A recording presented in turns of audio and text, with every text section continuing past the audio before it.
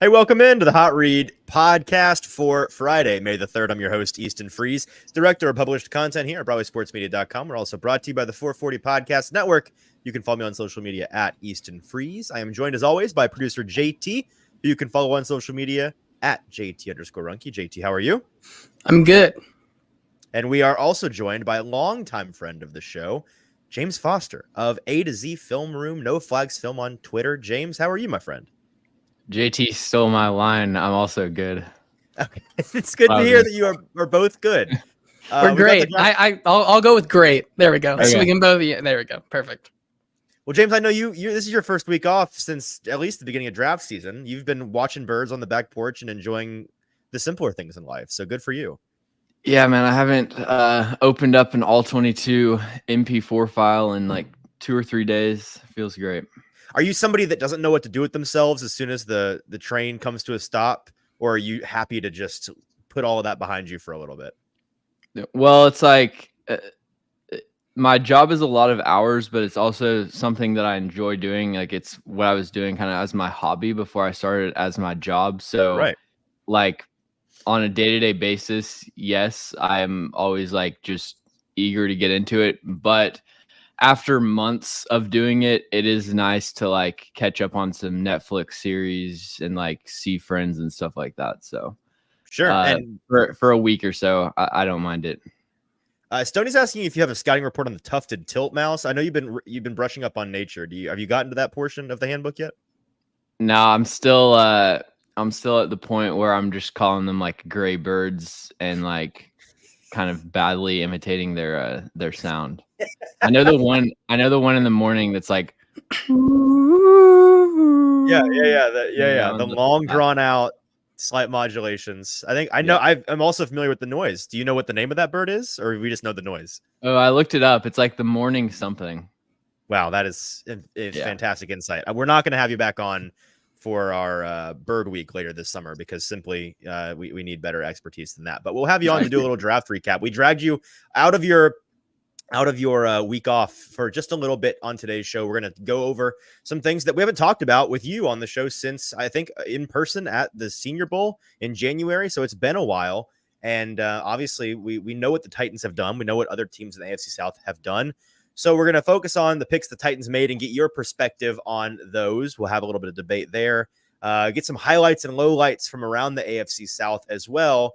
But I want to start with today's, well, not really news, but more of the rumor of the day. Tyler Boyd potentially being the newest Tennessee Titan in short order. Before we get to those three things, if you're with us live today, we appreciate you being here. Do us a couple of favors. If you're watching on Twitter or on Facebook, leave those places. Go on over to YouTube. Look up Broadway Sports Media's YouTube page. Find this live stream, and in the comment section there is where you can be a part of today's conversation. We would love to have any questions or comments you have. And anything you want to ask James, now is the time. So throw those in the comments over there. While you're there on YouTube, hit subscribe, hit like, all those things you can help us with the algorithm, those techie things, very helpful to us. If you can just hit those two buttons and make sure you're following on Twitter and social media and all those things. Just make sure you're doing all the things for us so that we can continue to provide entertainment and insight for you guys. James, let's start with Tyler Boyd, who is in Nashville apparently right now. Not shocking at all that the Titans are barking up this tree, considering the lengthy history that he has with the Bengals organization and therefore with Brian Callahan, veteran receiver, 29 years old, played all like 8 or 9 of his seasons he's played so far in the NFL with the Bengals, is now on the open market. Certainly on the older side, on the downside of his career, but put up 600 yards and change last year for the Bengals without a lot of Joe Burrow out there. The Titans are looking for a consistent element in the slot for their receiving game, something that they have not had for a couple of seasons now, really since like Adam Humphries. What would we make of him becoming a Tennessee Titan besides the Titans just putting together the oldest wide receiver room in the league? Yeah, I think it's a solid move that makes sense. I mean, he's a good route runner. I think that he would I think definitely be the clear starter as the slot receiver. You know, Kyle Phillips has some talent, but has just not really shown the ability to get on the field consistently and then stay on the field once he carves out a role. Right. I don't see Treylon Burks as really having a skill set that fits in the slot. for most offenses. And I think that even though Tyler Boyd is definitely on the downswing of his career, I think his yards per route run, when I was looking at it, was like the past year was the lowest since his second year in the NFL, I believe, which was like 2017 or 2018. So kind of, makes sense with Joe Burrow out, but I don't think that it's really going to like uplift their offense or their receiving room, but definitely a steady option to have in the slot. Yeah, and they've been talking Titans brass all offseason long about how they're looking for that steady element in the slot. I'd imagine that's a pretty important element of the offense that Brian Callahan's wanting to implement. And so not shocked that, and there's been a lot of smoke, like Rand Carthon on the radio this morning saying that a vacation he had planned, he's having to push back this week because of other things that have come up.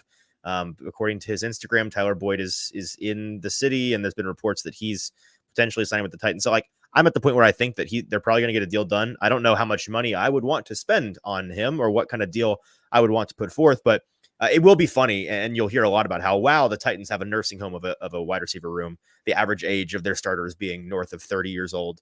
People get so upset about that on social media. Like, just because they're old does not mean they're bad. I think if you watch DeAndre Hopkins last year or Calvin Ridley or Tyler Boyd last year, those three guys put up like 2,700 yards combined, and they're all pretty old by NFL standards. I think it'd be a good, I don't know, like it's the kind of thing you want to surround your rookie quarterback or your young second year quarterback with to see what he has, put him in a cushy situation. And while it's not going to be a long-term fix, those three guys won't be here for too long. If it becomes those three guys, it's a good place to start with Will Levis, I think.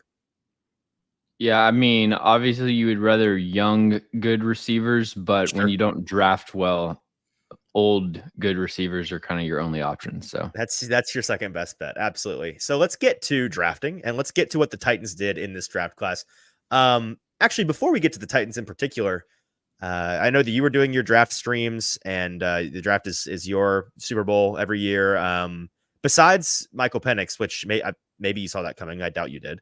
Was there anything in particular that really shocked you, what a team did or did not do?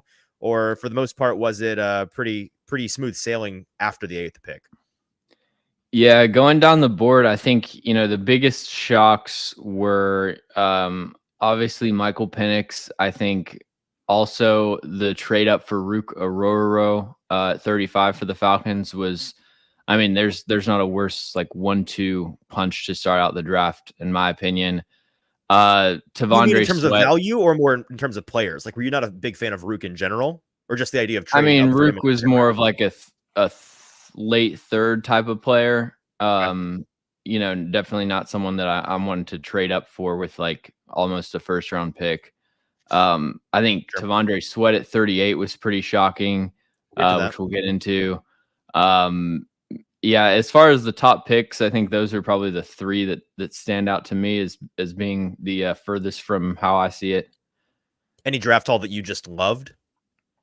Oh, yeah. Love the Chargers draft. Love the 49ers draft. They get my guy. Like, they were just taking my guys, Renardo Green, Dominic Pooney, Malik Mustafa. So love the Chargers. Love the 49ers. You a Garendo guy? Yeah, I mean, I think he's a really good fit for what they do, especially. And unfortunately, he's wearing number 49 now, so he's going to suck. But it was a nice idea while it lasted. Yeah, I think 49ers, Chargers, Tampa Bay Buccaneers, and then like really the AFC North outside of Cleveland. I thought the Ravens, Bengals, and Steelers all had really good drafts. And poor Cleveland, they didn't have a chance to have a great draft because they don't have any picks. I wonder where those went. Okay, well, let's get to the Titans, and let's start with, we'll get to Sweat in a minute.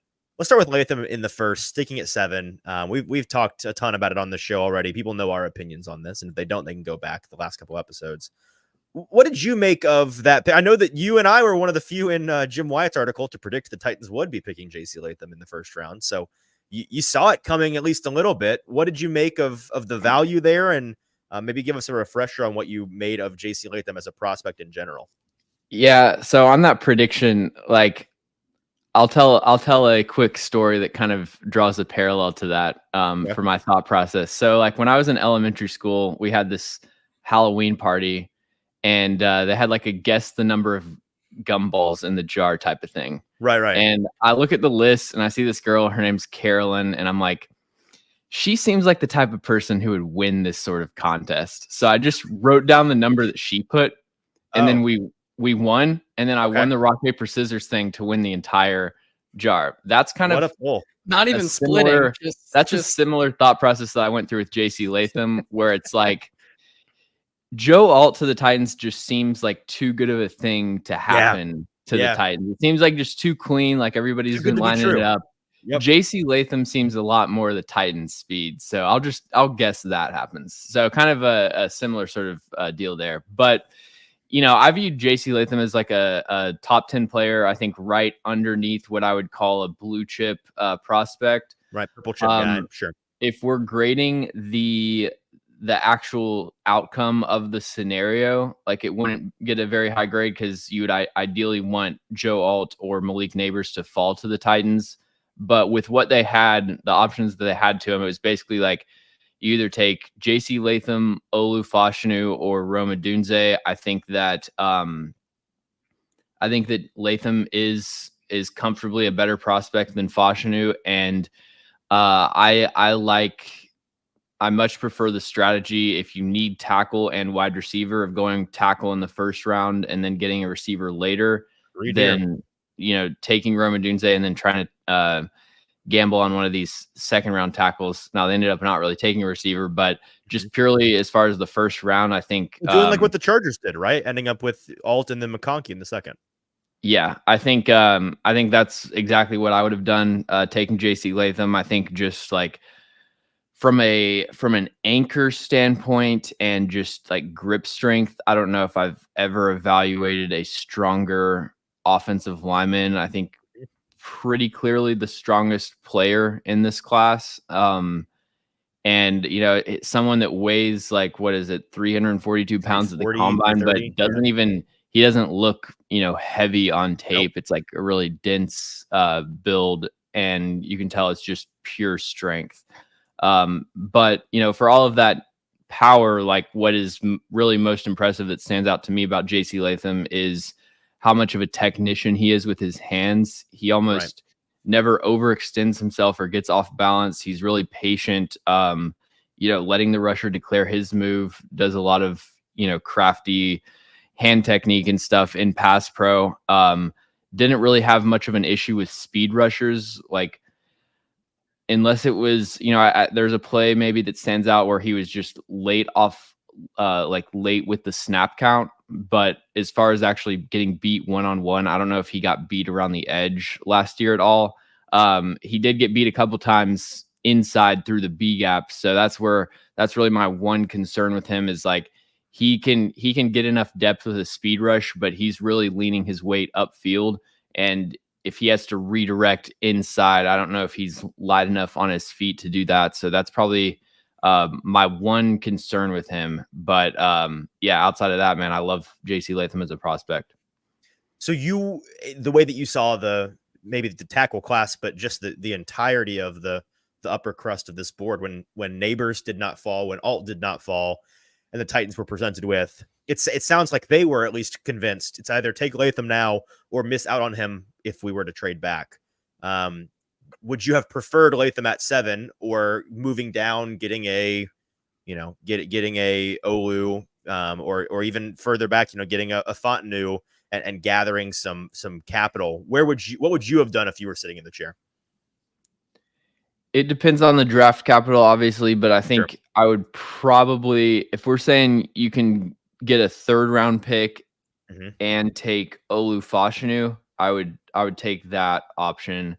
Sure. I think I'd probably rather Latham than like Fautanu or something. Okay.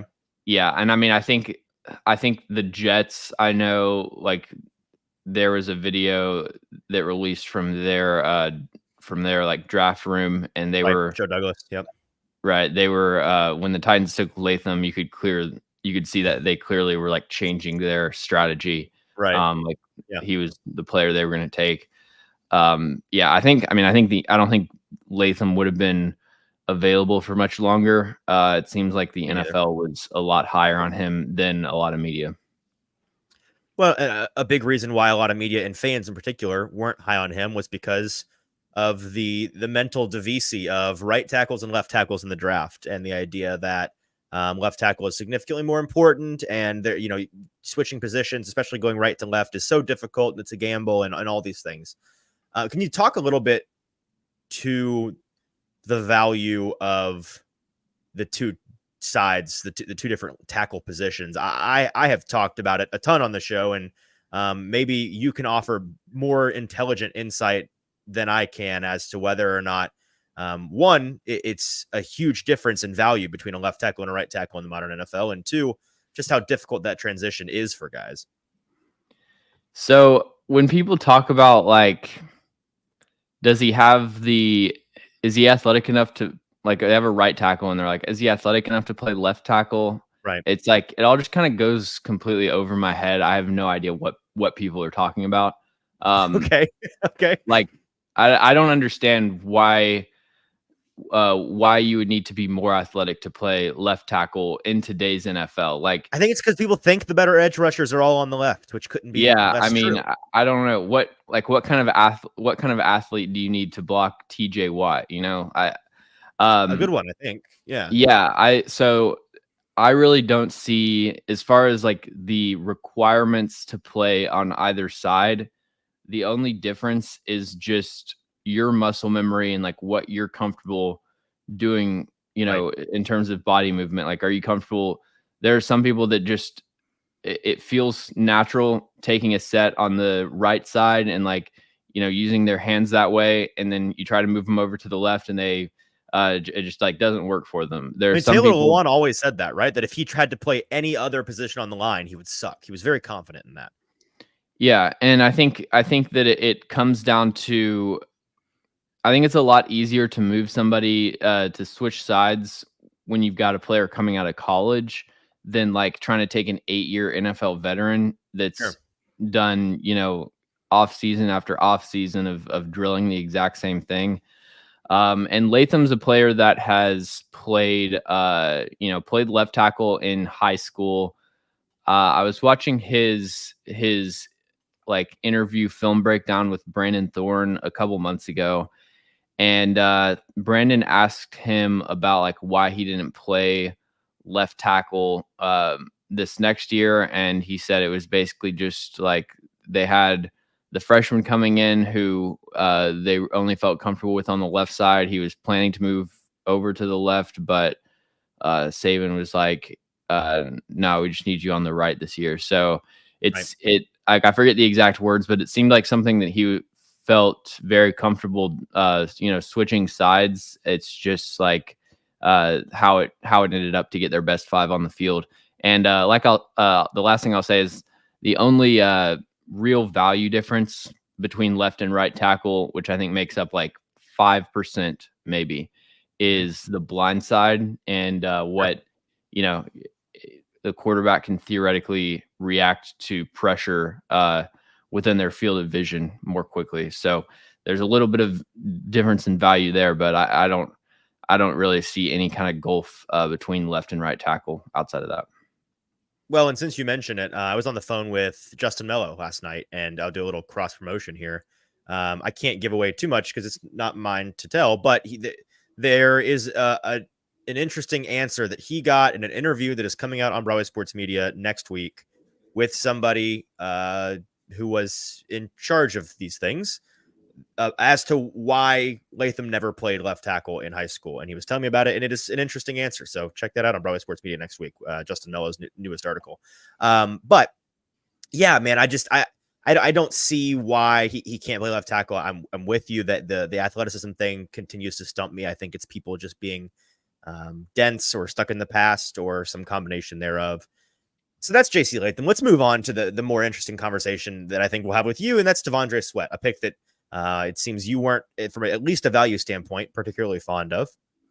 Let me ask you this first.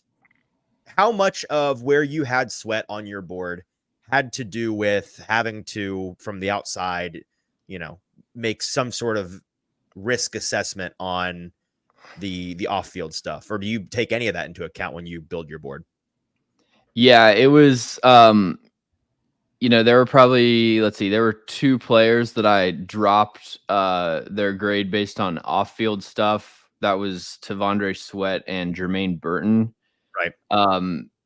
Before the off-field, like if he was just a choir boy off the field, it would be, I think I had him 79th on my board. So like it's a reach based off of the, like, just as a football player value perspective, but then also just a risk that I think it's very irresponsible for the Titans to be making.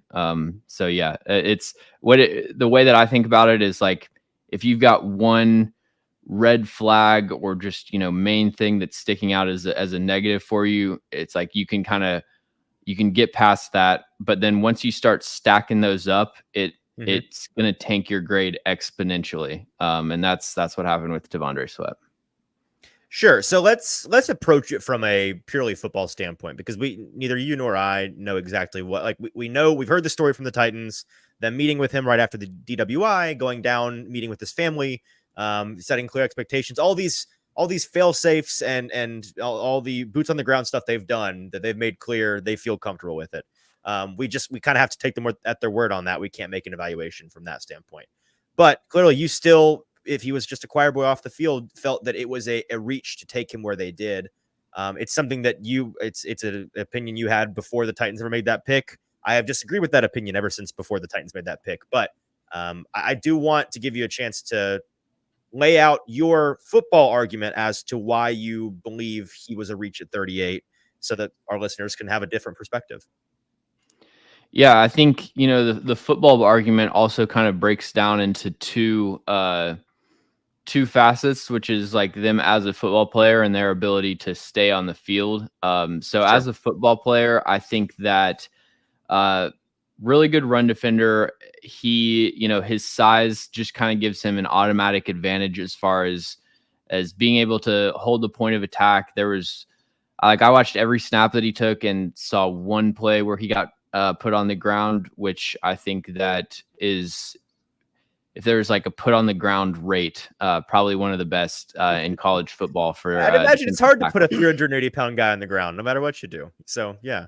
It felt like a lot of times he was kind of just using his size to like clog up space, as opposed to really taking the fight to blocks and, establishing early control and like dominating with his hands the way that he's capable of. But when he does, fire his hands into the blocker's frame and establish control, like he is a dominant block shedder.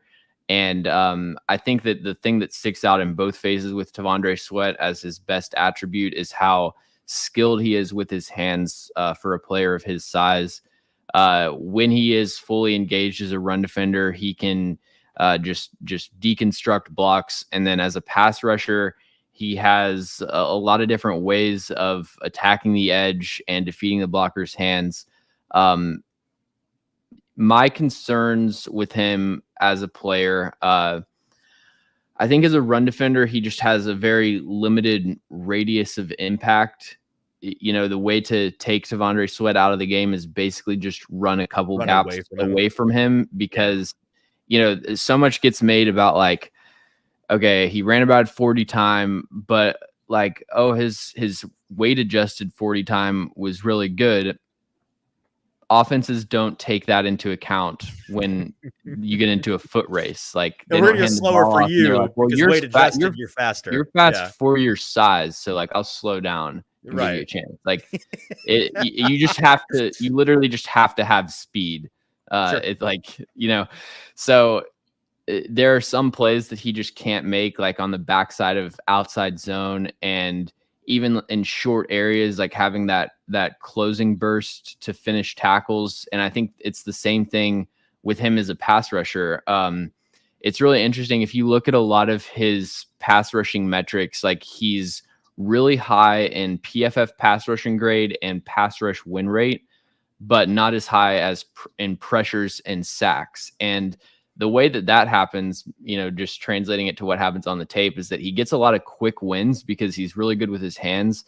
So ball is snapped, he can, club swim the guard or whatever.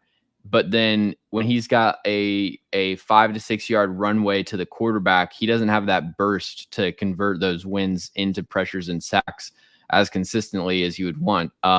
So that's where I kind of see the limitations as far as being someone that you want to have on the field on third downs. Ideally, is like when it's 3rd and 5 and they're taking a 3-step drop. I don't really know that T'Vondre Sweat has just the athletic traits to go from point A to point B and like get to the quarterback but before he gets rid of the ball. And then, I think the last thing with him as a player is that that lack of burst really shows up when he tries to use power. He's got a couple dominant reps. Like he had a really nice rep against was it Bo Limmer in the at the Senior Bowl. And then there's one against Oklahoma where he uses kind of like a hesitation long arm. But for the most part, there are not very many power rushing wins on tape. And like you don't see him consistently push the pocket or really win at all with his bull rush. And that's pretty concerning for me. I just don't think he has the first step to generate that initial knockback. So that's kind of him as a player. But then I really worry about the weight. I worry about being 393 pounds, after the national championship game, is that an official number we got? Where do we get 393? I've heard 380s. Do we have an actual number on that? Or is that so Dane Brugler had said that at the end of the season, the quote was pushing 390s. And then Bob McGinnis's article said 393. That's okay. I'm not saying I disbelieve it. Yeah, it said he weighed 393 upon checking in at AToZSports Performance Training Center in Dallas after Texas lost in the semifinals. Wow. And then like not weighing in at the Senior Bowl, I think that if you just kind of apply the most rosy, optimistic, like best case scenario, sure, where you say, yeah, T'Vondre Sweat, now that he's in the NFL and is like now that he's accomplished his goal and is like in the NFL, now he's going to start working really hard to keep his weight down. If that happens, like, then that's great. And then it's just kind of a minor quibble with like positional value and taking a nose tackle in the top 50, but still a good player. Man, I've watched Jordan. I watched the Eagles defense every week. I watched Jordan Davis loaf around the field for 30 snaps a game. That's what I was about to ask you after about. Being a lot more optimistic about him coming out of college. So it's like, I've been burned by this sort of thing before. And that's exactly what I was going to ask you, if that had any element of it, because Jordan Davis is one that you hear a lot brought up. And like Jordan Davis can't play. He gets playing time because he's a first round pick and like he has talent, but just as far as like stamina, he needs to not be on the field. And it's Isn't it funny though how that was a pick that they made, and it's like Howie Roseman did it again. But essentially, I mean, I guess the off-field stuff is the qualifier here, but it is Howie Roseman's board is sorted by like Google Trends search data. It is the mock draftable consensus draft board. Yeah. Okay, so no, you finish up, and then I've got a question for you. So yeah, it's like, man, I try not to take I try not to make too many character, judgments. It's just when Dane Brugler, who's usually very conservative about like saying anything concrete, is just firmly like, yeah, this is not a player that you want to draft. Like the stuff that's come out about Byron Murphy just kind of like hating being his teammate. It's all just really concerning to me. So yeah, I hope I'm wrong, but sure. And that's where I think that's the easiest place to see this going poorly, that he just mentally, personality wise, like it doesn't work, and he can't put in the work necessary. But again, we have to take the Titans we're going to be able to crush them if they are wrong. But for now, we have to take their word that they are confident that they can get the best out of him. I do love that you made that entire argument, and an informed and intelligent one, without once mentioning the very silly snap count argument, which doesn't really. Yeah, I mean, snap counts for DTs is just in college is like rarely. I mean, if somebody plays a bunch of snaps, then that's obviously a good thing. But right, their defenses like Texas, Michigan, they've got platoons, like they're just rotating guys in and out. So yeah. And so I'm glad that we've had this opportunity to hear the intelligent opposite side of the argument. Let me ask you a couple of things about if you're looking at it from a rosier perspective. And I think I saw a couple of people mention this. Kenneth right here in the comments saying, does James think Sweat's ability to create gaps in the line will make Denard Wilson's blitz packages easier to deploy? A big part of my optimism with him being on the team, it has to do with the existence of Jeffrey Simmons and the existence of the other players on the defensive line. Like, I guess it is kind of cheating to grade a pick based on the projected force multiplication that they'll be. But I see him as a tier Tart replacement who is bigger and stronger, has better hand usage, and is a more of a plus as a rusher. Like that's what I think that he is going to be. And if that's what he is, I do think that's a really ideal match with a guy like Jeffrey Simmons. Do you disagree? I think that probably when it comes to how it affects the rest of Tennessee's defense, the first place that my mind went to is that these linebackers are going to have to, assuming the rosier outcome with T'Vondre Sweat, these linebackers are going to have to think a lot less, and we're going to get probably, potentially some better linebacker play. Like if you can get really dominant, gap control from your nose tackle and just occupy blocks. That's, every double team that T'Vondre Sweat gets, that's one less blocker that's climbing to the second level, to try to, block Kenneth Murray or Cedric Gray. And so just let them play fast, get into the backfield.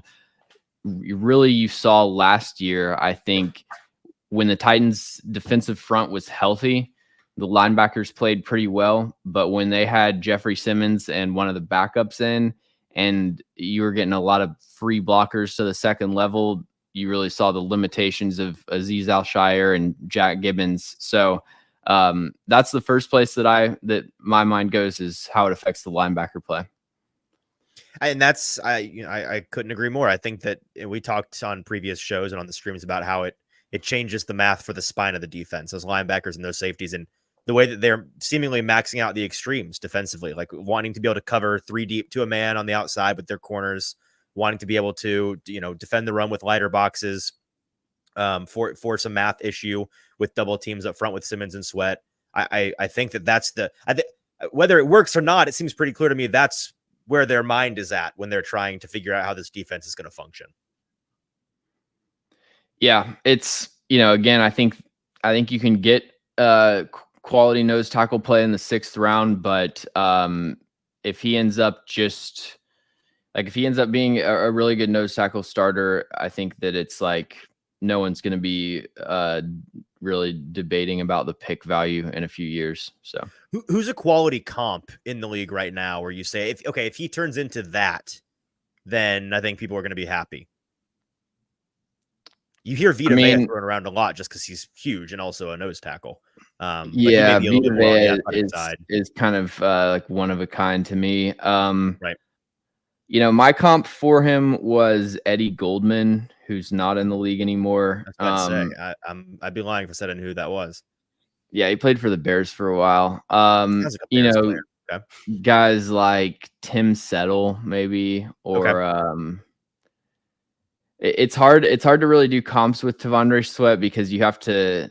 There's no one that's his size, Right. So it's like fair enough. A bigger version of so and so.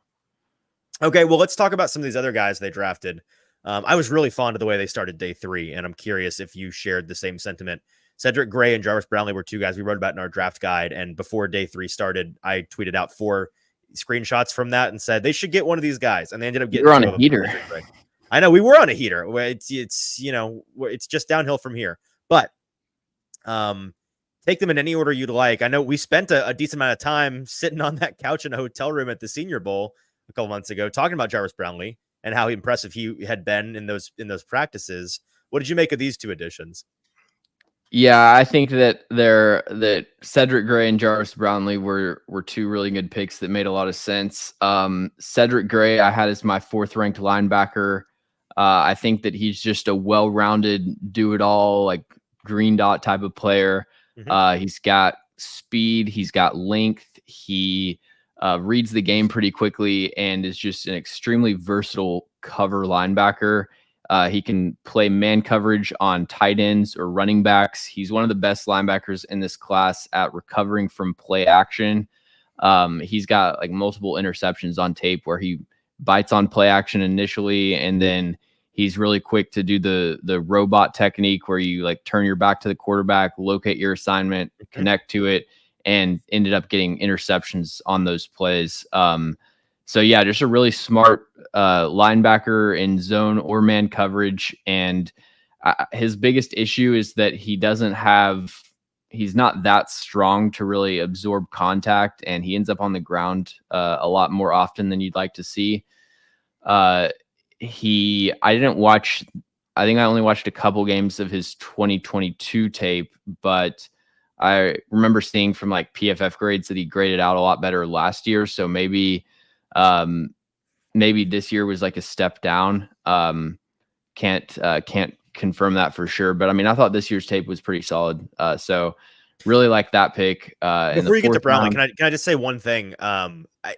I've heard a couple people that are more acquainted with North Carolina football talk since his pick about, they're like, I can't wait to see this guy not play on that North Carolina defense because it was just not particularly good.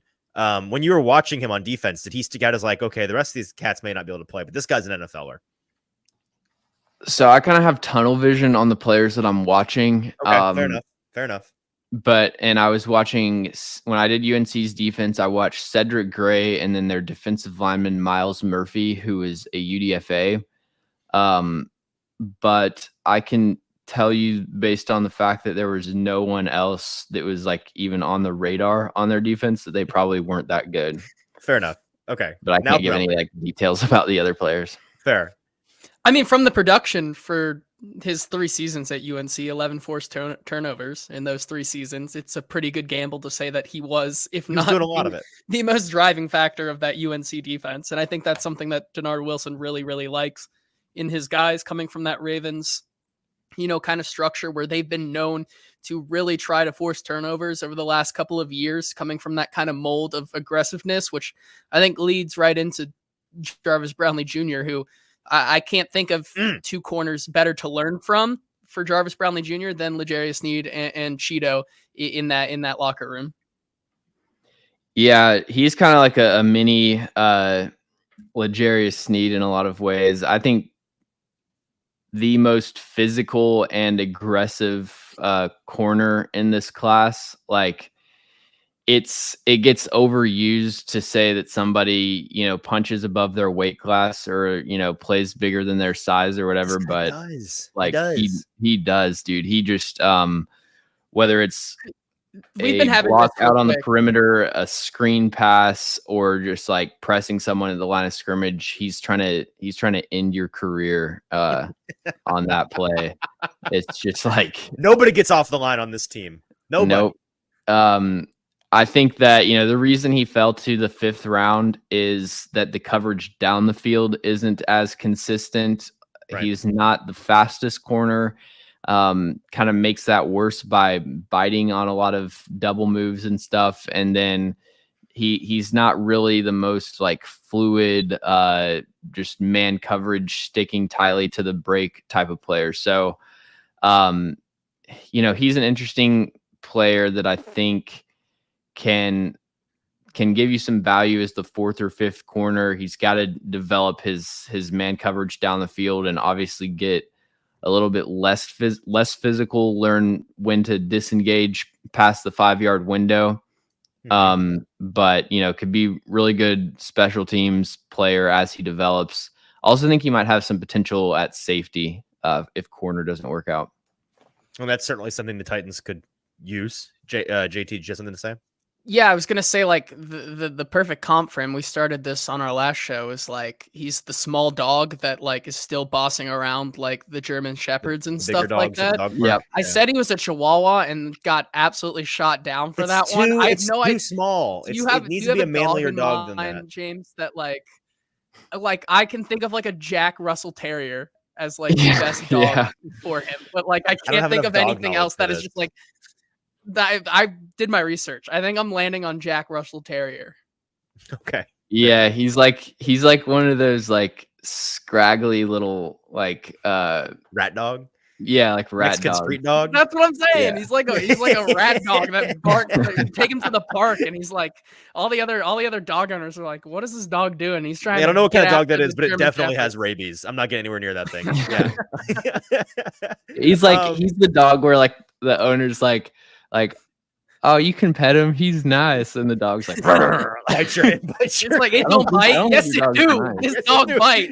It got teeth, don't it? Definitely bites. That's Jarvis Brownlee in a nutshell right there.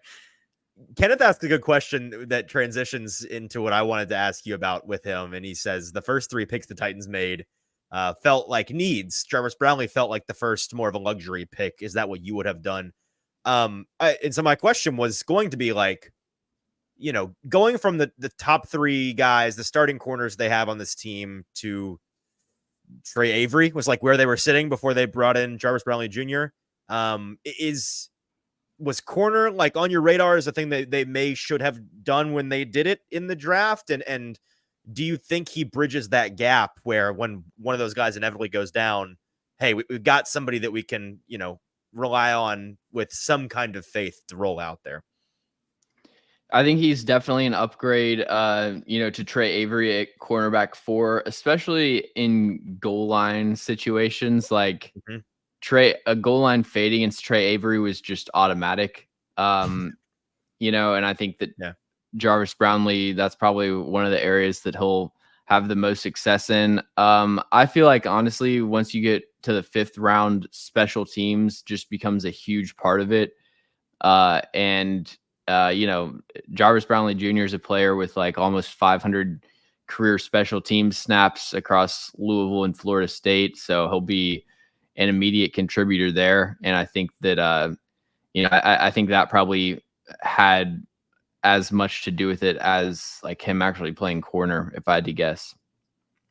Fair enough. To finish up on Jarvis Brownlee Jr., Stoney in the comments saying he's like Scrappy Doo, but on HGH and can actually throw hands. I think that's a pretty strong one right there from Stoney. We might have to roll with that. Anything else the Titans did in this draft? The last 3 guys they took, a receiver, an edge, a safety that's going to convert to linebacker. Did any of those guys jump off the page as potential impact player? Like, what did you think about them coming in and their fit with the Titans? Anything of note? Yeah, I thought that James Williams was definitely one of my definitely my favorite pick of those 3. One of my favorite Jameses in this class. I have to stick with the Eastons, of which there was one in this class, and he was Easton a UDFA Gibbs. somewhere. Yeah, I don't know anything about him, but now there are 2 Eastons in the league, and I think they both suck. Which it's linebacker out of Wyoming. Yeah, I didn't grade him. Because I'm sure that you just oversaw. You didn't. Yeah, you missed the talent on that because it's there. I promise. Okay. So yeah, I think James Williams, the Miami safety that's going to convert to linebacker, has a lot of like J-Run Curse type of skill set, like just with his length, his physicality. I think that definitely too stiff, not fast enough to play deep safety. But then when you talk about moving him to linebacker, then you've just got kind of a mismatch type of player, like a tight end eraser, dare I say. Never heard that before in Titans context. Play off of blocks. He can, be really disruptive at the catch point. He can play some press coverage on tight ends. He can blitz. I think James Williams has a chance to contribute in some ways. Jaquan Jackson, I just never really saw it with him. He's definitely like my least favorite pick there. Yeah, he's a deep threat, but it's like most of his production was schemed up. It wasn't like him winning deep one-on-one. It's like he leaks out of the formation on some kind of trick play, or like it's a coverage bust that he obviously has the speed to punish the defense for. But the vision there has to be returner, right? That it's got to be them trying to figure out the new rule. I don't see how else they make that decision there. Yeah, with, like, and on the board, which was, you know, the weird thing also is that now I'm not the special teams expert, you know that, but I always felt like with the new kick return rules, it was going to skew towards the Malachi Corley right types of like the bigger, more running back build type of players, guys. Yep. Instead of just taking the fast, you know, the track receiver. So yeah, I don't know about that, and also just the fact that he's dropped a bunch of kicks and punt returns is kind of concerning. But so yeah, I don't see very much. I mean, I thought Justin Fields is your returner. Colton Dow's kick was better than Jaquan Jackson, for example. You see the Steelers thing about playing Justin Fields as their returner? That's the solution. You need really? a Justin Fields type out there. I didn't see that. Malik Willis. I'm sure that idea got shot down. Yeah, Malik Willis, returner. For you've heard it here first on the Hot Read podcast. Okay, so that's the Titans draft. Oh no, go ahead, finish. I forgot. And then I'll just give like just quick bullet points. So like Jalen Harrell is kind of, he's explosive. He's got, he does like a spin move. Edge rusher out of Michigan. He'll use like a spin move, which is pretty nice. Gets moved back in the run game, and I think needs to add some weight. But you know, for a 7th round pick, he's fine. Probably not going to contribute much. The one UDFA that I did really like, though, was Dylan Johnson, the running back out of Washington. He is. You think Chestnut's on notice? What's that? Is Julius Chestnut on notice? Oh, yeah. Yeah. Is Hassan Haskins on notice? I think it's the bigger question. I mean, I don't think Hassan Haskins is in the chair to be on notice. I think he might be doing the notice thing. Dylan Johnson is like not a great athlete, but just a really solid running back across the board. He's a good pass blocker. He's had 77 targets in the past 2 seasons and just 1 drop. You know, nice jump cut, stiff arm. He's really light on his feet to like avoid traffic in the backfield. I think he's a really solid running back. That's just not. He's not you know, an elite athlete, like game-breaking big play. Why is he a UDFA? Player. What's the downside? But just really solid player. And he's at this point, he would be my my hot take to make the roster as RB3. Okay, and this is such a stony question, but I'll throw it out there anyways. Do you have who even is this? Isaiah Oten? Is that Isaiah Eiton? Is that a UDFA? I didn't have him on my I don't know either. I don't know, man. Sorry, Stoney, you're not getting it here. Okay, before we let you go, I want to just get some highlights and lowlights from the rest of the AFC South. Based on my, you know, the way that I viewed these players coming in, and it's a tough look when you cover one team and you're like, the rest of the teams in the division sucked. But like, I genuinely just didn't love any of these other drafts. Like we can start with the Texans here and made 4 picks in the first 4 rounds. Fine players. You know, Kamari Lassiter in the second. I'm not crazy about that value. I liked him a lot before the testing. The speed, the outside ability, I don't know about that. Blake Fisher, fine in the second round at 59, but I liked some of the other tackle prospects on the board more than him. Kalen Bullock, also fine. I guess it's less of a bad draft for the Texans than just a boring one for me. Cade Stover, I know you're reuniting him with the quarterback Stroud. there, but with Stroud, but I don't know if I loved him as a prospect as a 4th rounder. What'd you think of their draft as a whole? Yeah, I think I gave I'm a very tough grader, just so you know, but I gave the Colts a B, I gave the Texans and Titans a C, and then I gave the Jags a C-. Okay. So yeah, I think the Texans were just kind of like appropriate value for the first 2 picks. Like I had Lassiter at 42, I had Blake Fisher at 63, so I'm good with both of those picks. I thought Kalen Bullock was just like a reach based off of traits and playmaking potential. Okay. You know, he's such a bad tackler and so many coverage busts, but he has truly like some of the best movement skills and playmaking ability in this class. Cade Stover is like a lunch pail type of possession tight end. Just don't see a whole lot of upside to separate in the NFL. Didn't watch Jamal Hill out of Oregon. Okay. And then, yeah, I mean, their 6th and 7th round picks were guys that I had in the 200s. So pretty standard draft. Not really offended by it, but I don't know that they, remade their team or anything. So it sounds like you like the Colts draft the most. They had 5 picks in the top 150. I really like 3 of them, and then 2 of them I just are head scratchers for me. Their first 2 guys, Latu and Adonai Mitchell, feel like really fantastic values if they both pan out. It's like very, very boom bust with both of those guys. Could turn out that it's an incredible draft because they both hit. Could turn out that they wasted those picks because for medical or off-field reasons, they just don't pan out. And I really like Tanner Bortolini, a guy that rose up draft boards a lot in the draft process, the center out of Wisconsin in the 4th. Man, Matt Goncalves from Pittsburgh, the tackle that took in the 3rd, and then Anthony Gould, the receiver that I'd imagine they're also planning on using as a returner primarily at Oregon State in the 5th. That's where I wasn't quite sure what they were doing with those picks, but what'd you love or like about this draft? So, yeah, I'm with you on the first 2 picks. Matt Gonzalez, I didn't watch him. So that didn't factor into my grade at all. Okay. I've heard like mixed reviews on him at 79. I saw like a highlight video on Twitter, but kind of a versatile tackle guard type of player.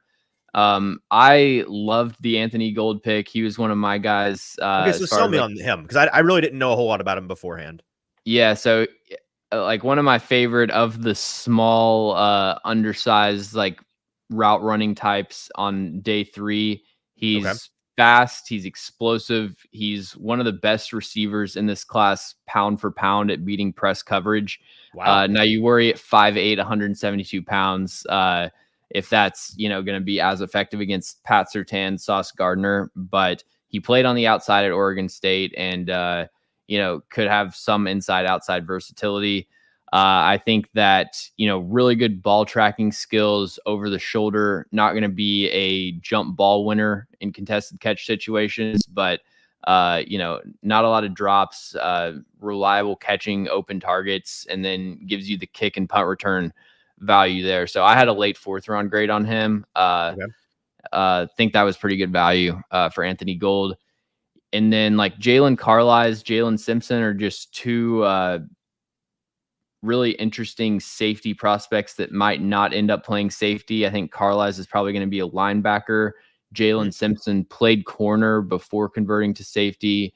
Really good ball skills, but might be too small to hang at safety. And then didn't watch their last 2 picks, Micah Abraham and Jonah Lealu. Sure. Yeah.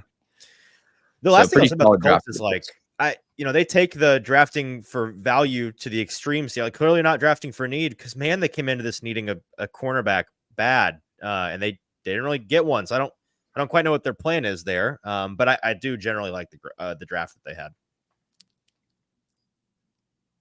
And then the Jags. Yeah, the Jags. Let's do the Jags. I was leaving room there in case anybody had any my bad. No, you're good. Clearly I was fine with all of it. I love Latu. Like I think if he can just stay healthy, once again, I would love to turn injuries off because then it wouldn't matter. And I think he would be the best defensive prospect in this class with a bullet. But like you were saying, the Jags, I don't know what was worse, Trent Baalke letting out a fart during the press conference or this draft class, man. Like he just farted in this draft because like I liked what he did with Brian Thomas Jr. Not a pick that people were shocked by, but moving back and still getting him strong in the 1st. Apparently they just attended the LSU Pro Day and then just kind of wrapped up their draft season because then they drafted 2 defensive linemen from LSU. By my estimation, the 2 like that were worse than the one they didn't draft. Like there were 3 of them in this class. I liked the one they didn't draft more than the other 2 personally. Jerrion Jones, Florida State cornerback, Javon Foster, Missouri tackle. I kind of hated their draft after their 1st round pick, to be honest with you.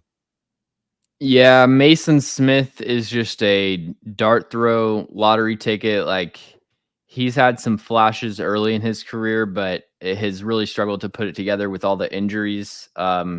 not a good run defender at this point, doesn't have anything outside of the club swim as a pass rusher. So yeah, I see the upside with him, but he needs a lot of development. Jerry Jones, I thought was I had almost 100 spots lower than where they took him. I thought he was like a mid day 3 type of player, really fast and explosive, but not very sticky in man coverage, and just doesn't have that anticipation for when receivers are going to break their routes. He's just struggles to keep up with guys on the horizontal plane.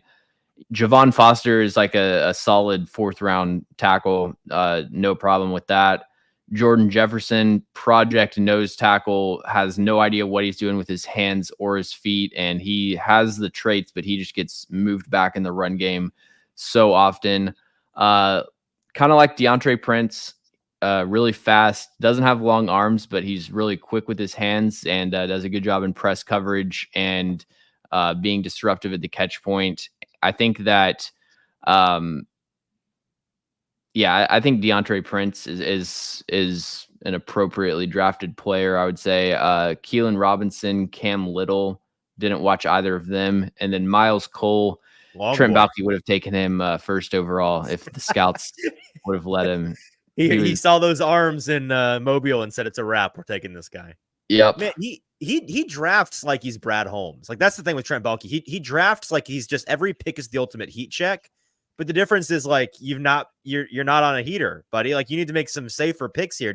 You don't get to go off the board like this when your team is the way that it is. I think Baalke is one of the worst GMs in the league, and I don't understand his draft most years. I would definitely agree with that. Yep. Okay. Well, that's anything else to add? Any more thoughts before we get out of here, fellas? Or are we ready to wrap it up for today? I got nothing. JT, last call. I mean, I was just gonna say, why did do you think that Gabriel Murphy from UCLA not going drafted was because teams were just too scared that they would write his twin brother on there, and that's why that he did not go drafted? It's a two for one special on those guys. I like Gabe Murphy. I thought he should have been drafted. James, I'm really surprised that Gabe Murphy wasn't drafted. So I'm validated in this. Okay, cool. He was my highest graded player that went undrafted. The only one that had a 4th round grade or higher. Wow. I mean, I get the arm length is concerning, but that's really surprising to me that he wasn't at least worth a 7th round pick. Did you like Ivan Pace last year too, or no? I actually didn't watch Ivan Pace last year. So okay, just because last year he was the guy for me. Once everything wrapped up, I'm like, how did this guy go undrafted? And he was UDFA for the Vikings and played most of the year well. And then the Vikings got Gabe Murphy too. So Vikings are my winners in the UDFA poll every year because I think they're smart. But we'll end with that, with a little Vikings UDFA take. And that's the hot read podcast for today. Guys, we'll be back next week talking about rookie minicamp coming up soon, and then mandatory minicamp for everybody. And the NFL calendar rolls on. James, thanks for taking the time for us today, my friend. Always good talking about these prospects with you, and you offered some great insight, so I appreciate the perspective. Thanks for having me. Anything I know you're off right now, but what should the people go and look at? I'm sure you had some post-draft coverage put up on YouTube anyways. They need to go back and check out if they've not seen. Yep, I did grades for every team's draft on AToZFilmRoom YouTube channel, so go check those out. Did you stay up all night post-draft like you have in the past to just crank those out like the monster that you are? No, I actually didn't. I spread it out between. You're 2 losing days. It, dude. You're losing your edge. All right, we'll have to get on for that. Get on to you for that next year. But until then, this has been the Hot Read Podcast for our guest James and producer JT. I'm your host, Easton Freeze. Make sure you're subscribed, liked, all those things. We'll talk to you next week.